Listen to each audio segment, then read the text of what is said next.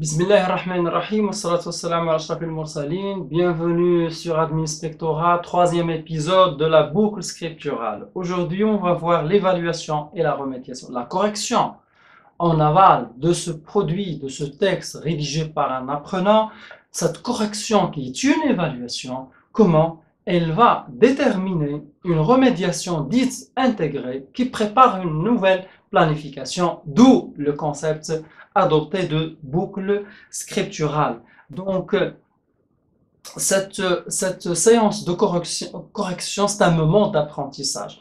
Un moment d'apprentissage couronnant le dispositif d'évaluation et préparant une partie de la phase du soutien, aussi la correction, pour remplir toutes ces fonctions formatrices et pédagogiques, devrait-elle doter les élèves de 3 compétences essentielles.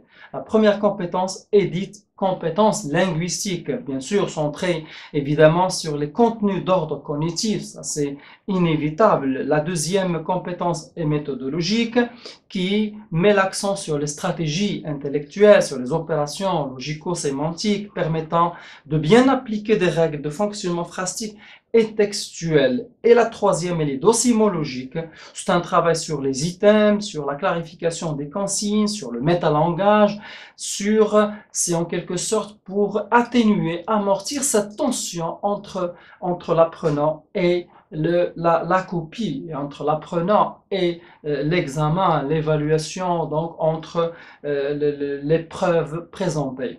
Donc ce moment-là doit être valorisant, il doit mettre chaque élève en situation de travail individuel. J'insiste sur ceci, de travail individuel. Donc la production écrite là, pour aller vers revenir que la correction d'un produit, il devrait être bien sûr fonction d'un ensemble de critères. Ces critères qui allient ce qui est linguistique et ce qui est discursif. Preuve, c'est toutes ces notes-là que vous connaissez déjà, mais juste en guise de rappel. Donc au lycée, c'est toujours des critères de discours et critères d'évaluation de la langue.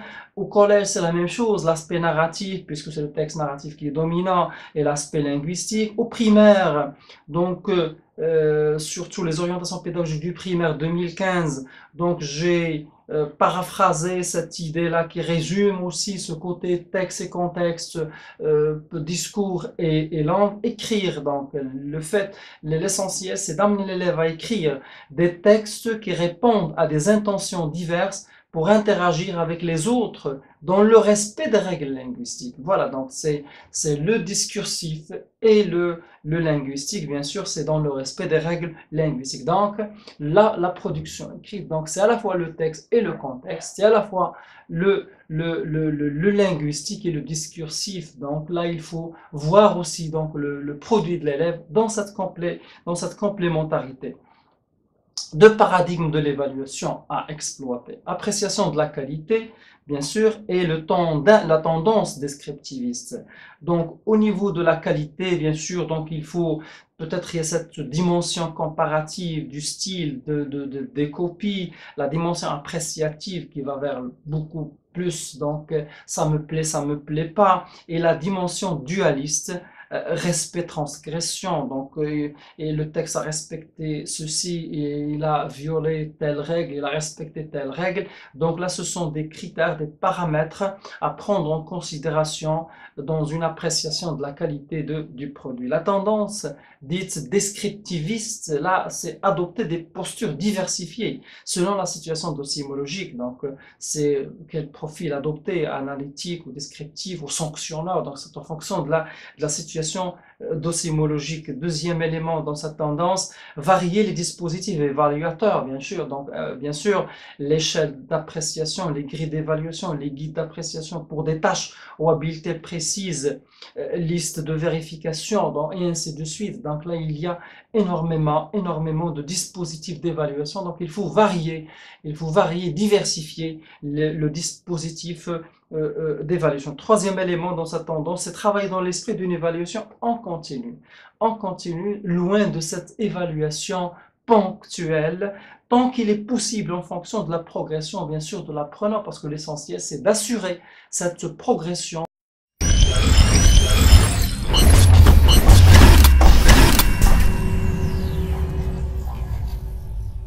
Le plus important, c'est ce nouveau statut de l'erreur. En corrigeant ce produit, cette production, ce texte, ce livrable, comment considérer l'erreur comme une utilité didactique. Je me base ici sur Astolfi beaucoup plus que d'autres. Donc la première chose à éviter, c'est cette double négation de l'erreur. De la considérer comme une sanction, donc comme des ratés, ou comme erreur de réécriture au niveau du curriculum ou de la part de l'enseignant. Donc là, il faut que ceci soit évité. Puis donc, je défile un ensemble de principes que je vais expliciter brièvement. Donc, le nouveau statut, ça veut dire le nouveau statut de l'erreur. L'erreur devient un témoin, le témoin d'un processus intellectuel en cours. C'est le signal, dit Astolfi, de l'obstacle qu'affronte l'apprenant. C'est un indicateur qui permet l'analyse du processus intellectuel, ce processus intellectuel qu'il faut déterminer en déterminant la logique de l'erreur au lieu de la fixer avec un stylo rouge, mais il faut l'exploiter. Donc il faut laisser aussi apparaître, voire même provoquer des erreurs, car ces erreurs cachent un progrès. Souvent, ils cachent le progrès des apprentissages, parce que celui qui ne commet pas qui ne fait rien, il ne commet pas de faute, donc il ne progresse pas, il stagne. Celui qui commet des fautes, donc là, il exploite d'autres itinéraires, il est en train de travailler sa réflexion et sa pensée. Donc, le postulat de sens, c'est se mettre en quête du sens que l'erreur peut avoir et retrouver ces opérations intellectuelles. C'est une difficulté, c'est vrai qu'il est considéré comme une difficulté pour s'approprier un contenu enseigné ou construire une compétence requise qui nécessite un traitement in situ. Là, Astolfi distingue donc la faute qui est mise à la charge de l'apprenant et le bug qui est mis à la charge du curriculum, mais il parle de l'erreur. Donc si le bug c'est à évaluer et à corriger a posteriori, le bug c'est d'essayer d'éviter a priori, donc l'erreur il faut la traiter in situ. L'erreur elle est créatrice dans le sens que c'est une tentative de la part de l'apprenant pour expérimenter d'autres outils dans d'autres cadres.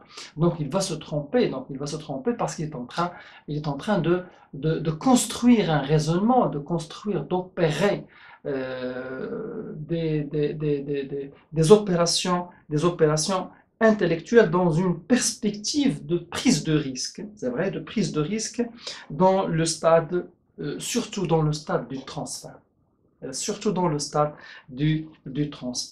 Donc, le fait, il faut considérer l'erreur comme un obstacle pour déterminer des opérations intellectuelles et la considérer dans sa diversité. Donc, considérer l'erreur comme un obstacle ou comme cette erreur est plurielle parce qu'il peut englober plusieurs éléments. Donc, il peut toucher la consigne, la compréhension de la consigne, il peut être sous forme d'habitude scolaire, au niveau de la démarche, au niveau de la surcharge cognitive aussi, surtout quand on parle des écoles privées, donc là avec une surcharge extraordinaire qui parfois, et les talents typodent même de l'âge de l'enfant. Là, ça peut également être du côté de la complexité du contenu. Donc, il faut voir une erreur plurielle qui nécessite un traitement spécial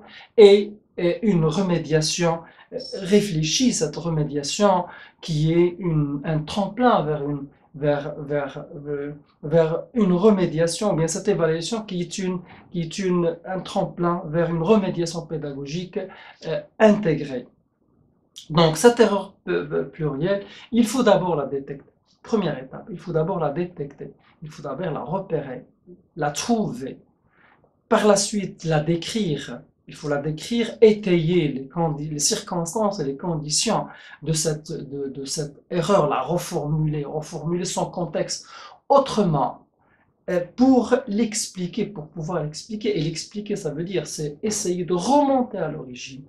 c'est toujours parfois, il faut aller vers l'origine. Une fois on a détecté, on a décrit l'erreur, il faut remonter aux origines pour voir le pourquoi et les conditions de cette erreur pour la traiter et la pallier. Donc, pour la traiter et la pallier avec beaucoup de planification, il y a beaucoup de sang-froid aussi. Donc, beaucoup de principes cadastres ce traitement de l'erreur. D'abord, il faut adopter une pédagogie différenciée, bien sûr, en fonction des acquis, en fonction des prérequis, en fonction du niveau de chacun de vos élèves. Deuxième élément, l'incitation au travail de groupe, c'est très important, mais il faut faire attention aussi parce que le panel, le groupe, ça devient parfois une monotonie. Alors il faut doser, il faut réfléchir, s'arrêter sur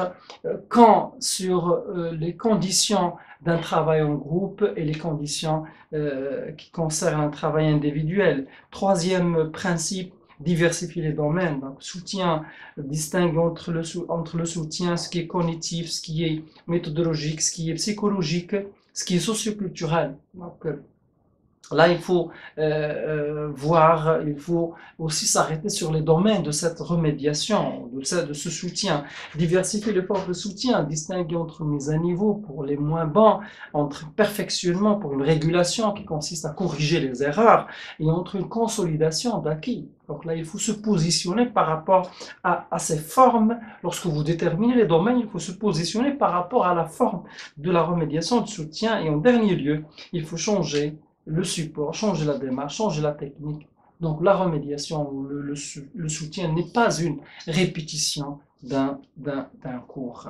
Voilà donc l'évaluation comme tremplin vers une remédiation intégrée. Donc, une remédiation intégrée qui permet, une fois ces erreurs sont détectées, sont répertoriées, ils sont traités, ils vont nous permettre de faire la collecte du dysfonctionnement.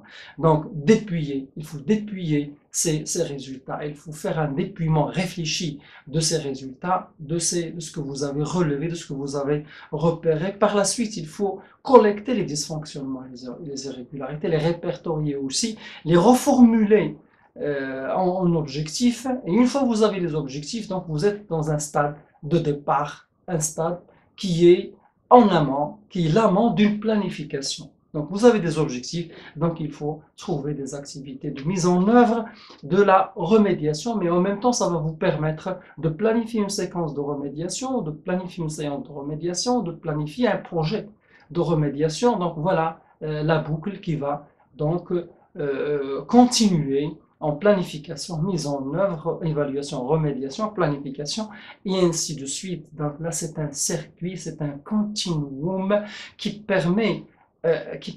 qui établit un lien étroit entre l'installation de ressources, l'évaluation des acquis en output et la remédiation. Donc, la boucle scripturale donc, est bouclée. Donc, j'ai parlé dans le premier épisode de la planification, dans le second de la mise en œuvre et dans le troisième de l'évaluation et la remédiation. L'évaluation comme un tremplin vers une remédiation réfléchie. Je vous remercie. Le prochain épisode sera consacré à toujours dans la perspective du